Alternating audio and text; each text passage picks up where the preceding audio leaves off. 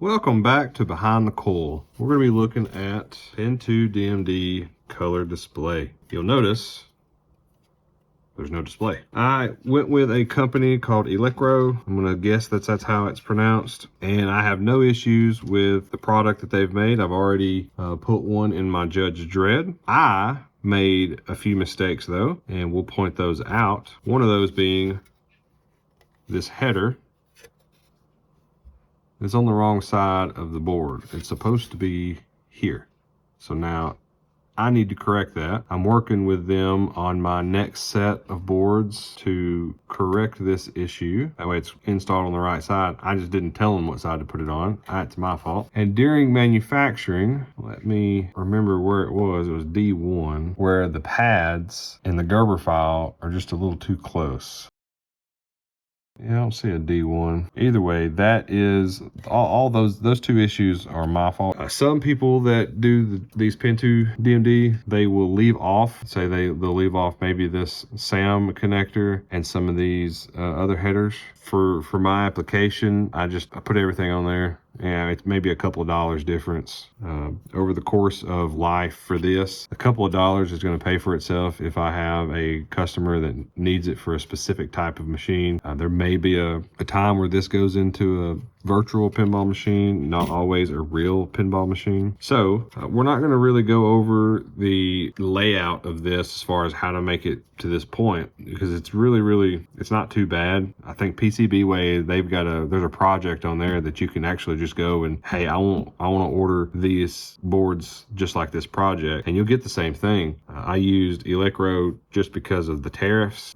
Working with them on the tariffs was a bit better than some of the other places. So with these, and I know I have this header issue, so I picked up some headers. Now these are obviously way bigger, correct? So this is what I need to move to the other side, and I have successfully removed one of these and put it to the other side, and it works, but I will feel a lot better to putting a new in. Now you can see how much longer this is. So here's what we're going to try. I think I'm not going to have any issues. What I do with like 0.156 connectors, so 156,000 spacing connectors, is I buy the 20s or 24s, and whatever size I need, I just cut it down to that size. I lose one joint, but I can get, a lot of times I can get 2 out of 1, and 124 costs the same as 110 or 115 from where I buy them at. So I buy big and then cut it down. Now we're going to try the same thing with this. I don't think we're going to have any issues. I should lose an entire pin off of this, but that's fine. And I think we'll be able to get 2, because I need to modify 4 boards. Yeah, we'll be able to get 2, no problem, if it works. Need to modify 4 boards, and then once I get those boards modified, we've got the displays have showed up. So each one takes 2 displays, and I'll link all this stuff down below. There's your P2, P2.5, whatever. 1/16 scan ratio. So really good quality. And you want to make sure you order together. You don't want to order separately. Haven't ever tried it, but I believe if you don't order them together, they won't really talk to each other as well, because you're going to be linking these up, syncing these up with some sync cables. And then we'll use the bench top to power it up and give it a go, because we need to get our UID number off of it so that we can register it with Pin2DMD, and then we can start requesting color files. So the authors need your UID number to get those color files. Now, I haven't seen a very accessible video that helped me when I was doing this the first time on the webs. So hopefully this is going to help somebody in the long run, give them confidence into doing this upgrade. And I'm hoping that through this project, we might be able to find some actual 3D printed stuff that will help us in mounting this as well. So let's set this over to the side. I'm just going to try to lop it. Let's see, we need 8 of these. So we need this side. So I think I'll cut this side. Let's see. No, that's pretty tough. I don't know. Nope. May have been wrong. We're making some progress there. And there may be some internal, that's why I went an extra one down, in case there was some internal metal, something we need to actually cut through. That was just my wrist popping. So you can see giving it some juice. It's tough. Tell you what, let's try this. Let's learn something here. These pins should, yeah, these pins should just pull out. So we'll pull one side of that, and technically I could just come in and snip it, but now that we've done that, are we gonna have a better time? Probably not. Actually, I can pull the other one too, right? So let's pull this one. Now we've got clear working space and plenty to be able to do the same from the other side. Yeah, this middle is very, very thick. That's actually good to know. I mean, I'd rather it be thick than thin for my application. So let's see, maybe.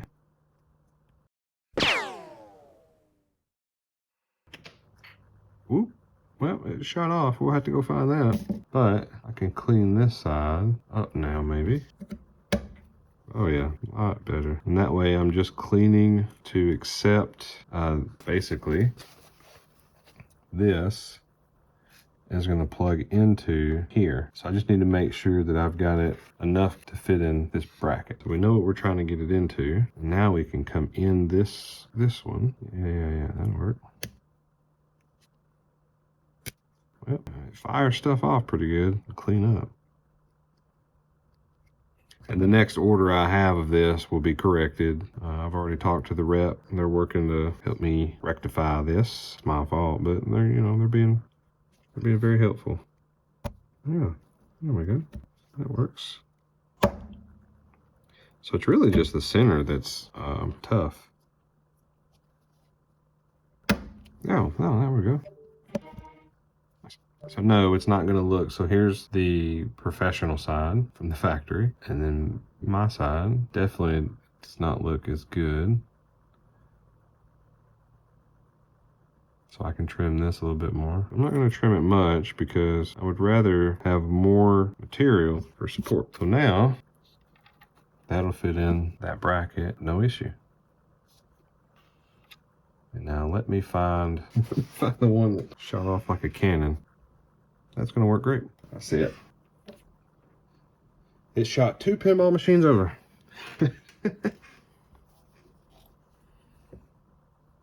So I think the best way is gonna be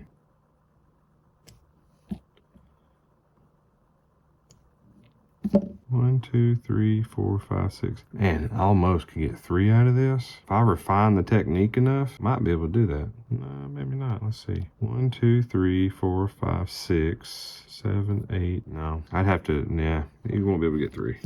It won't work. So what we learned from the last one is if you do one at a time, it seemed to cut pretty good. Yeah, well, maybe that was just the other one. Yeah, oh, we're just gonna go straight to lopping it off. Since I'm not saving, I can't use this one. I'll take the same approach and cut back here so that we then have room to work. I'll kind of hold this one. I'd say if you have better cutters, it probably work better. There we go. Add that to the trash pile. Now let's see if it cuts any better. Yeah, why does it cut so well after you've cut it? Such a mystery. Yeah, that's gonna shoot every time. Yeah, really shouldn't, probably not the best mat. Some card game mat that I picked up really, really cheap. He's a pretty mean looking dude. All right. So that's a glaring success. Now I just need to do it, let's see, 2 more times. I just need to do 1 more. Next to it, well, let's just leave that one this time. Let's see. I just feel like you should be able to just cut it. It cuts so easy the other way. I definitely wouldn't call it easy, but we got through there. Because what I'd like to do, there we go. Even though I didn't cut the center, if you can tell, the other 2 are smooth and the center one is really, really rough. So just cutting the 2 sides, the center broke. So let's see if that gives us different results on.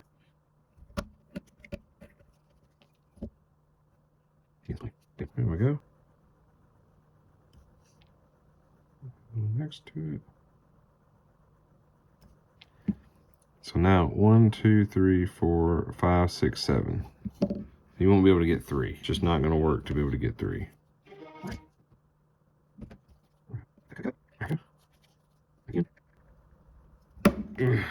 I'm putting some force on that. I would say it needs some refinement, but I'm literally going to do this now. This is the last one. And I'll get my file fixed, and I won't have to do it anymore.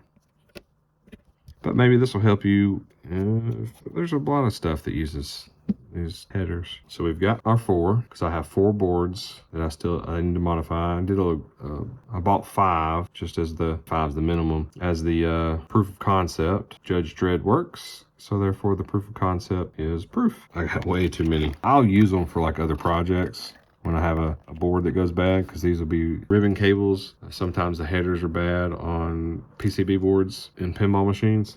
So this will come in handy, but this was the cheapest I could get. So it's 2 by 25, which equals 50 pin. Well, I'm going to show you. That way you can read it. I got these off of AliExpress. Let's get our area cleaned up for our board. So now, I need to remove this pin, or this header, clean up all the solder. The easiest way to do this is going to be maybe snip all these, and then solder sucker it out, pull this, clean it up, install the new. I just think snipping these as close as possible is going to help. I will say the quality of this board is fantastic.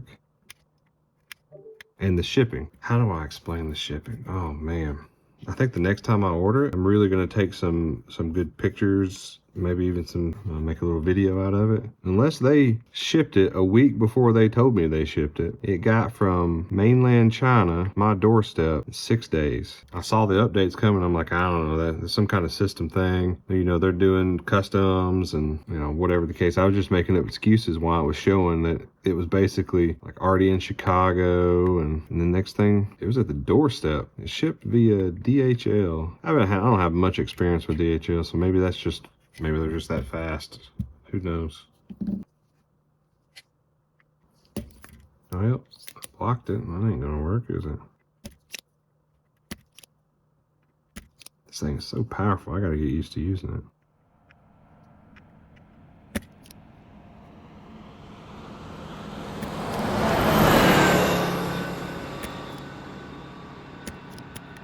When I figure out the technique with this thing, I'm gonna be dangerous. I find whenever I'm using it, and then I go to reset it, I'm rolling that button. I go to reset it, and it just comes right back up. So I gotta pay attention not to do that. Of course, my hand's a bit big to try and use it like this.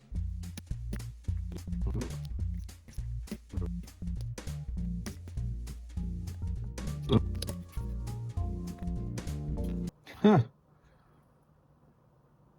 These pins just pull out way too easy. They just push out now.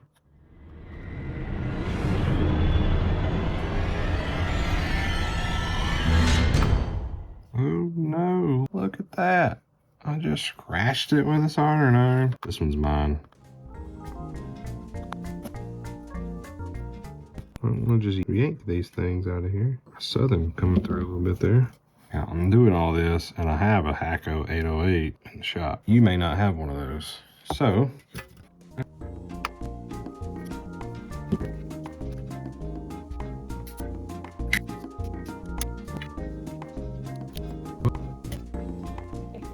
clean my silicone out a little bit. Maybe I can blame it on that. I can't blame it on that. It's all me. Now we got all of them but one. I got it coming through. There it goes. There's a little stuck in there. You'll definitely get an idea of how sturdy these boards are. I'm just going to heat up this little pick. The solder won't stick to it. There it goes. It's definitely not what you should be doing. The others are going to get the 808 on it. It can be done. We're going to prove that it can be done, but we're also going to agree it should not be done with just solder. I'm also not claiming that I'm the best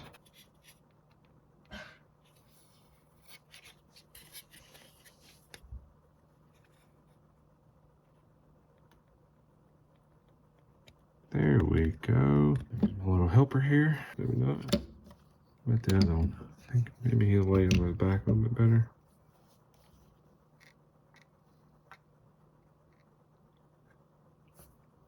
We're just gonna tack this in. We want to check and make sure it's straight.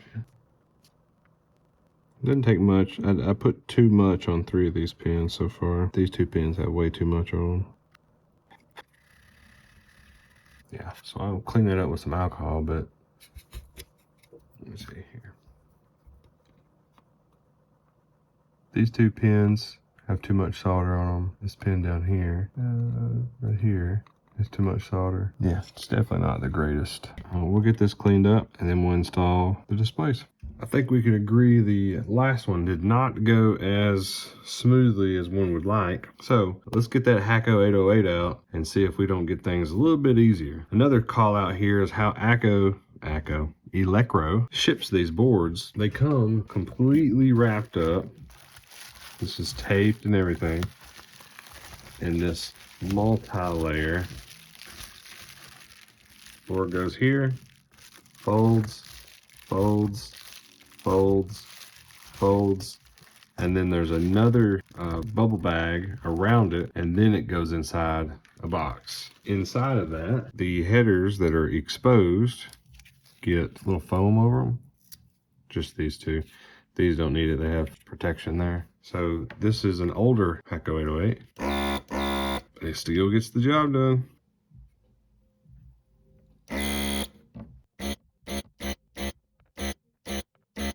I don't know exactly what kind of solder they use, but if you don't let it kind of heat soak through the other side, it doesn't seem to want to let go. At least that's what it seemed like with the soldering iron.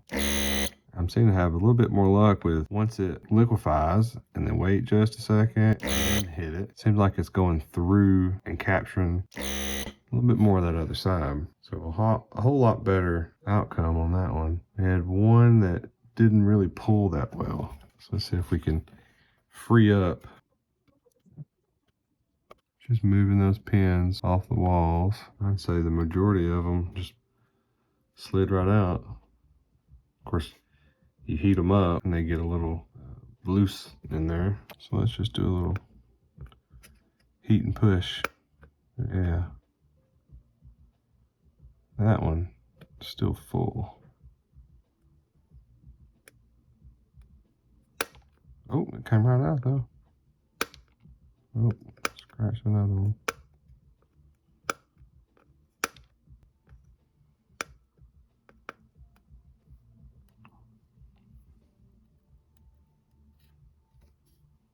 Yeah, it was a lot easier. That Hacko on it. Well, both of them are Hacko, but you get the point. So now, much cleaner. You can kind of see one of those holes has a little bit of a obstruction. And this is just straight up. You can kind of see where I scratched a little bit. That scratch just about wipes right off. Get my handy dandy picker upper here. It's easier than getting the vacuum. I think it might be quieter. All right, let's see about this. So all I'm looking at here is really thin. Some of that solder just gonna leak out into the hole. This just kind of rolls it back a smidge. That way we're not damaging anything.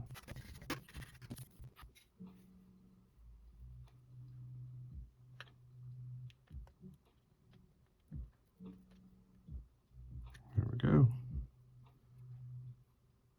Even.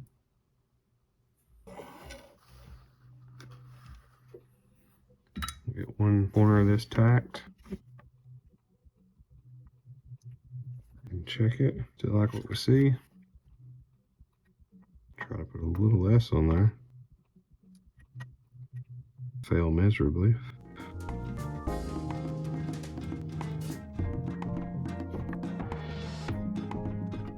Just trying to clean it up a little bit here. So straight off, no cleaning yet. Focus. So a lot better job than the first one. Then we get flat. Let me hit this with some 99% isopropyl. All right. So not the cleanest. I'm gonna get the 2 more done up and then we will work on the displays. You got the arrows going across and the arrows going up. So if I flip this, the P2DMD is facing me, so that's the bottom. So this is the bottom. The arrow is pointing away from me, so that'd be the top. And if I invert it, this will be pointing across the board, right? Try and do it where you can kind of see what's happening. It's got these little pegs. You see that little peg sticking out there? There's holes in the board for those pegs. There's only two. There's one on this side, right here, and one on this side. So on the board, you have a peg here and a peg here, or a peg hole. So we want to line that.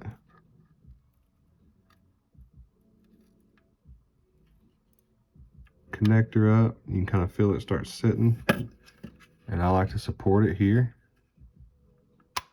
Bam. You hear it click in. You can kind of see not really much of a gap. I just like to know that I'm not setting the screen directly on something. And you'll see your holes pretty much line up. I'm going to use the LTT store stubby today. The reason being, my big one, I left my main Phillips bit in a customer's floor on a service call the other day, and I've been substituting it with this DeWalt bit, and I don't like it. Yes, there's a bunch of other bits in here, but I like the main one. I could also pull it from this and use it. I use this one mainly when I'm working in back boxes, because you've got the swing out display panel, and this will fit. What I always do is rotate like I'm loosing it until you hear that seat. When you hear that, it kind of resets on the threads. You know you can screw in and you're not going to cross thread anything. I'm not going to tighten this all the way. I'm just going to get it down to where it's getting close to being snug. There's that.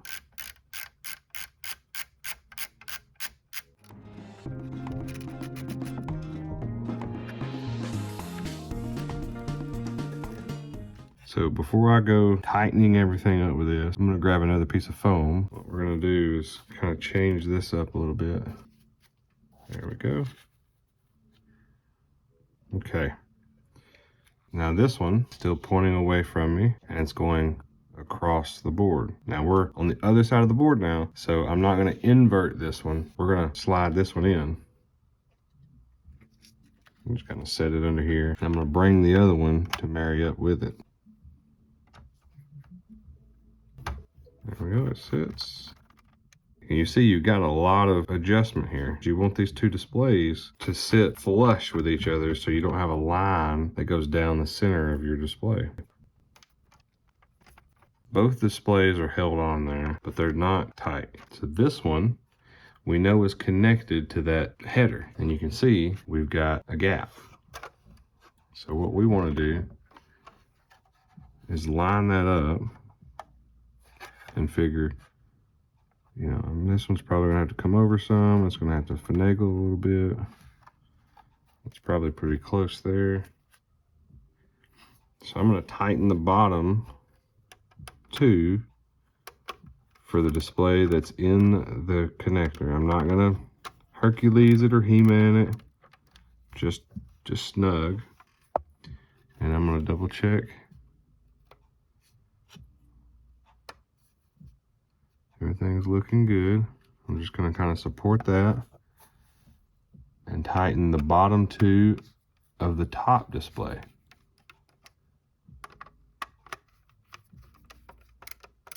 Again, I'm not cranking on this. So now we want to come, and can you see just a smidge how it shifted? So now I can pinch. See how that kind of goes away? There's no, I see a little bit of a seam, and then the seam kind of disappears. I can kind of pinch that and tighten the top two of the bottom display.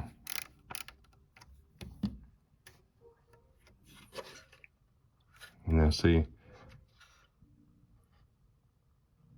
to me that looks like a little bit more of a gap than I won't.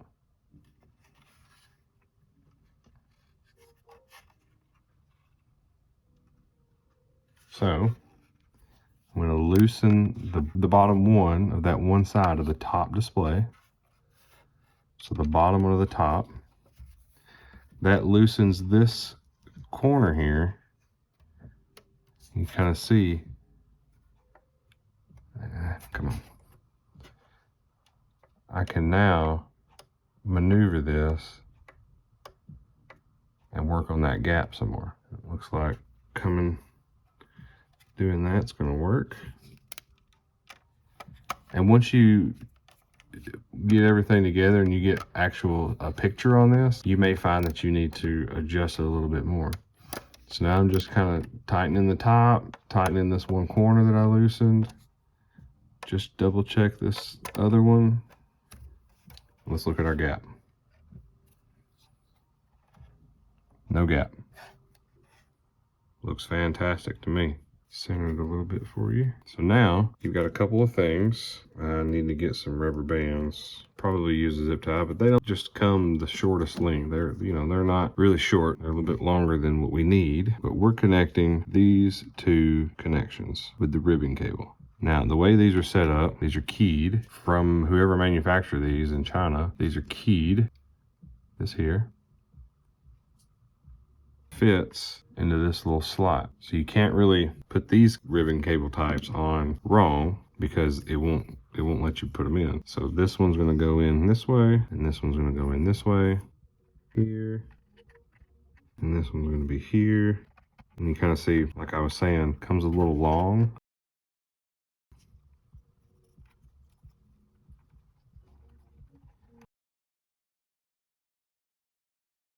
All you're doing is keeping those loops from running astray and causing interference. Make sure you seat them all the way down in there. They pretty tight on that first run. Missed a crucial step is what we did. I did not solder on my power cables. This has turned into a how not. Dang, that sucker's in there. Come on. So basically what I'm trying not to do is pull this too hard and break it from the body. So I'm just being real careful. Now, granted, it is really tight because it's brand new. There we go. So we did a good job of showing you how to put a screen on without a gap. So now we can take it all apart. Got ahead of myself wanting to show you the process for the gap, and we didn't even power the displays. My videos seem to be going really long. I don't have a big plan. Maybe that'll change. I don't know. I'm just gonna kind of put some stuff out there and see how it goes. So I'm gonna set this off to the side. We're gonna have to disconnect this now, so be careful. So support the board, support the display, and just kind of wiggle it off. Wiggle it off. There we go. We're gonna come back here and grab this other bundle of wires because I ordered 8 displays. We'll make 4 DMD displays. Now, so you get this massive thing of wires. This is for 1, and you don't need all of this. So we're going to have to cut this, and you really don't want that much at all because these are what's going to plug into the back of the display. So let me grab this one that you just set this here. So you can get an idea what we're talking about. All that's going to happen with this is going to connect into the display. These 2 grounds and these 2 hots are going to solder to the underside of this. You're going to cut these pretty short. So if this is going to be kind of how that is, they're going to solder right on this side. So you can kind of see you're not going to need much of that. I'm going to cut this pretty short. You don't want to cut it so short that you can't get this connected. So if this is, connected and it's there, I'm going to want to bring it something like that. That way I have some length. So let's get this snipped. And if you're hesitant, cut long. You can always take more wire off. Technically, you can always put more wire on, but it's a lot easier to snip a little bit more wire than it is to solder on some more wire. You'll see positive, positive, negative, negative. Make sure to give yourself a little leeway. If you want to go a little longer, go a little longer.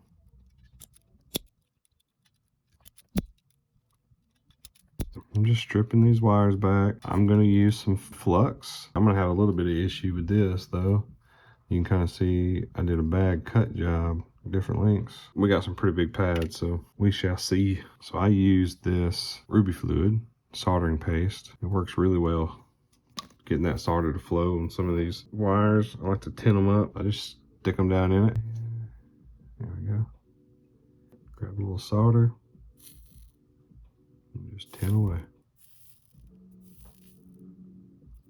Yep, what I also like to do, tin these pads up.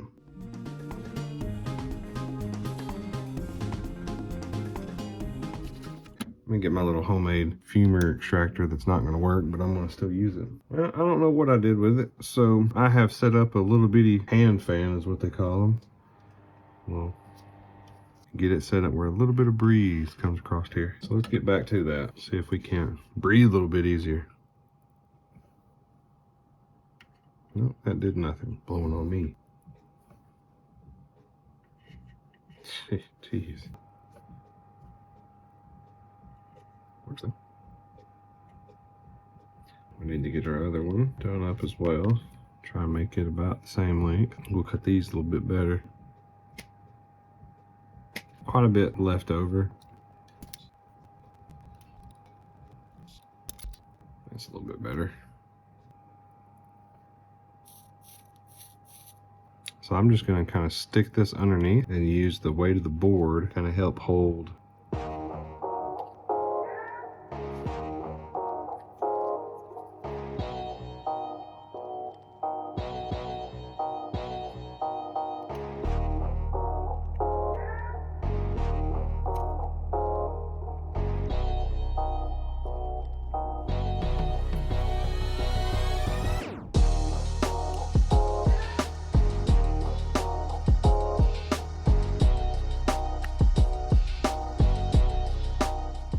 I like using this because solder just won't stick to this hardly because I don't know why it just doesn't. I don't like that one. Let's see. Yep. There we go. I just like for it to be in there. The same with this one.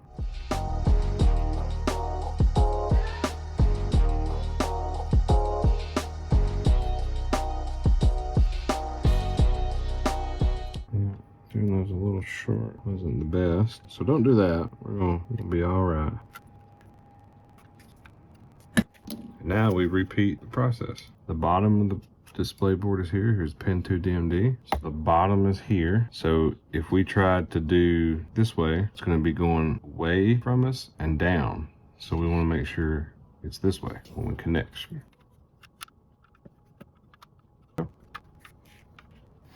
So now you see when we fold this back on itself, it's actually going to be pinned correctly to that flange. So checks out.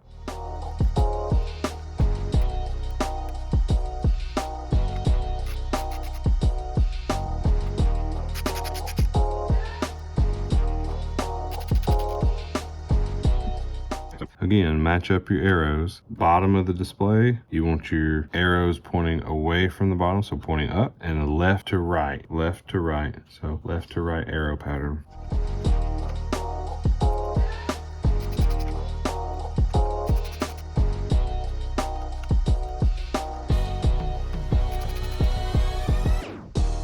So here again, the bottom is connected to the header, so we're just gonna kind of support it.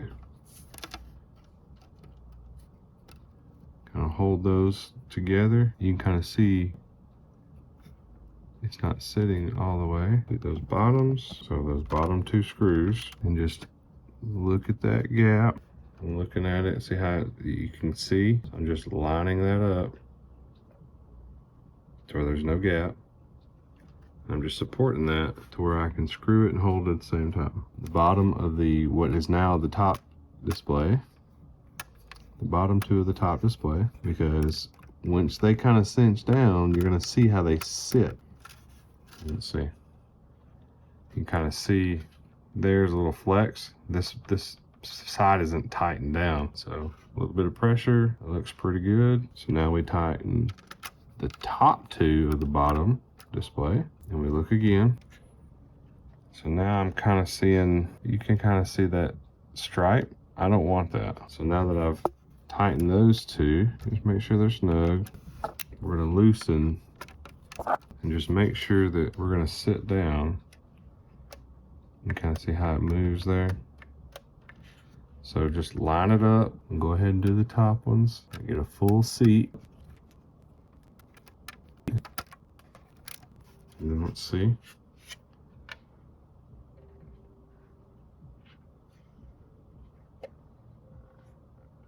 So you can tell when you look at the top, but as it goes over, it just looks like everything else. So we like how that looks. Just go through and just check that they're all good and snug. And give it another look. I'm liking it.